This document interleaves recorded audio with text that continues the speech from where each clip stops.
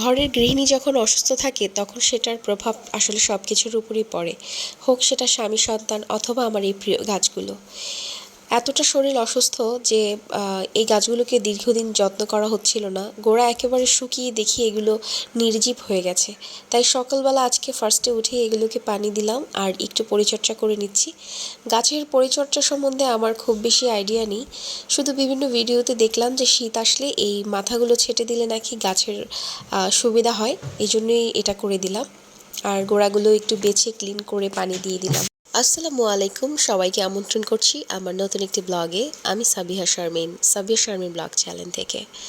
আমার voice over শুনে নিশ্চয়ই বোঝা যাচ্ছে যে শরীরটা কতটা পরিমাণ অসুস্থ, এটা আসলে এক্সপ্লেইন করার অপেক্ষা রাখে না। তো কথা বলতে ভীষণই কষ্ট হচ্ছে, তারপরও ভিডিওটা দেওয়ার জন্য ভয়েস দিচ্ছি। তো আজকের ভিডিওতে ম্যাক্সিমাম টাইমে আমি মিউজিক ইউজ করব, সো প্লিজ আপনারা কেউ বোর হবেন না। আর কারণ আমার কথা বলতে সত্যি ভীষণ কষ্ট হচ্ছে। তো লাস্ট কিছুদিন আগের ভিডিও এটা, তো তখন আমার মাসিক কিছু কাঁচা বাজার করা হয়েছিল। আর কাঁচা বাজার বলতে এই যে শীতের সবজিগুলো, শীতে এখন যেগুলো পাওয়া যায় একদম মজাদার টাটকা সবজি, ওগুলো আর কিছু মাছ কেনা হয়েছিল। তো ওগুলোরই আজকে ভিডিওতে থাকছে। তো এই যে আমি সেই সবজিগুলো একটু গুছিয়ে নিচ্ছিলাম। ফুলকপি, মূলা আর এই সিমগুলো এতটা তাজা, কাঁচা অবস্থায় দেখি এটা মনে হয় যে খেয়ে ফেলি। তো নতুন সবজি তো আসলে মাছ ছাড়া যদি শুধু রান্না করা হয়, যে কোনো 3টা বা 4টা সবজি মিক্সড করে তার সাথে নতুন আলু দিয়ে উইদাউট এনি ফিশ আপনি ভাজি করতে পারেন বা এমনিতে মশলা দিয়ে রান্নার মতো করে ভাজা ভাজা করতে পারেন।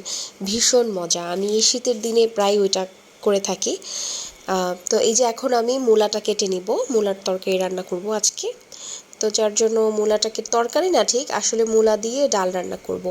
এই শীতের মধ্যে মূলা দিয়ে ডাল আমার বাসায় ম্যাক্সিমাম টাইমে রান্না করা হয়, কারণ আমার বাচ্চার বাবা, আমি, আমার ছোট ভাই, আমরা মূলা দিয়ে ডাল রান্না করাটা ভীষণ পছন্দ করি ডালটা। তো যার জন্য ওইটাই বেশিরভাগ খাওয়া হয়।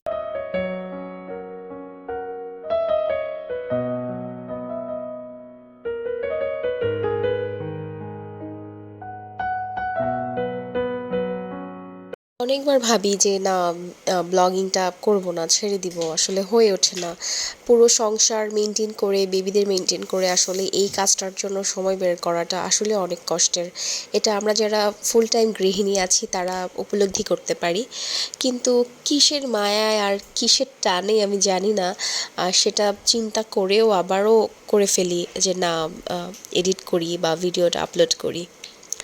তো কেউ হয়তো বা ভাবতে পারেন যে টাকার লোভে বা টাকা পাবেন এই আশায়, না, নাথিং লাইক দ্যাট। আমি একেবারেই ওই রকম ইন্টেনশন নিয়ে কখনোই এই ইউটিউবিং বলেন বা এই যে ভিডিও আপলোড, ব্লগিং করা, এগুলো একেবারেই ওই ইন্টেনশন মাথায় নিয়ে কখনোই করিনি। কেন জানি মনে হয় এই যে ইউটিউবের মাধ্যমে আমার আপুদের সাথে পরিচিত হওয়া বা তাদের সাথে কানেক্ট হতে পারাটা আমার ব্যক্তিগত একটা অ্যাচিভমেন্ট বলে মনে হয়। কারণ আমি যে সকাল থেকে রাত পর্যন্ত কাজ করে যাই, এটা সংসারের জন্য করে থাকি, স্বামীর জন্য, বাচ্চার জন্য, এটা জীবনের প্রয়োজন দেখে করে থাকি। কিন্তু এই পুরো সব কিছুই আমার, কিন্তু তারপরও এই সব কিছুর মধ্যে একেবারেই ব্যক্তিগত কিছু বিষয় থাকে, যেটা হয়তো বা যে চাকরি করে সে ওখান থেকে পেয়ে থাকে। কিন্তু আমরা যেহেতু চাকরি করি না, তো সেই ব্যক্তিগত অ্যাচিভমেন্টটা কিন্তু আমরা এটার মাধ্যমে কিছুটা পেয়ে থাকি।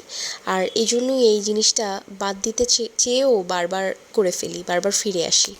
এই ভিডিওটা যখন করা হয়েছিল তখন আমার মা ঢাকায় ছিল, আর আম্মু বাড়িতে গেছে 2-3 দিন হয়ে গেছে। ইনফ্যাক্ট আমিও আগামীকাল বরিশালে যাচ্ছি।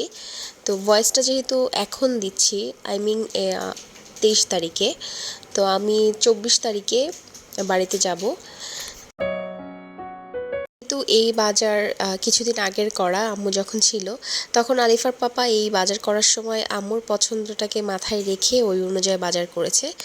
তো সেই ক্ষেত্রে আমার আম্মু যে কোনো চাষের মাছ একদমই খান না, শুধু ইলিশ মাছ আর চিংড়ি মাছটা পছন্দ করেন, সেটাও দেশি চিংড়ি।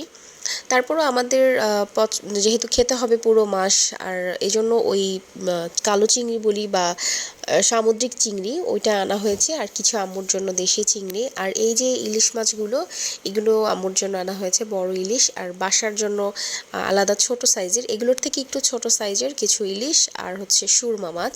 সুরমা মাছটা আমরা অনেক খেয়ে থাকি, এটা সামুদ্রিক মাছ, এটাতে প্রচুর পরিমাণে আয়রন থাকে।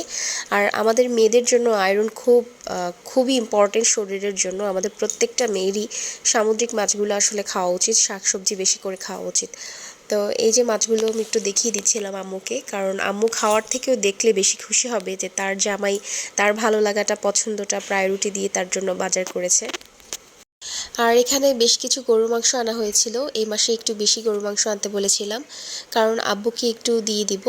গ্রামের বাড়িতে গরুর মাংসটা ওইভাবে অ্যাভেলেবেল থাকে না, তো যার জন্য আম্মু যখনই আসে একটু আব্বুর জন্য দিয়ে দেই।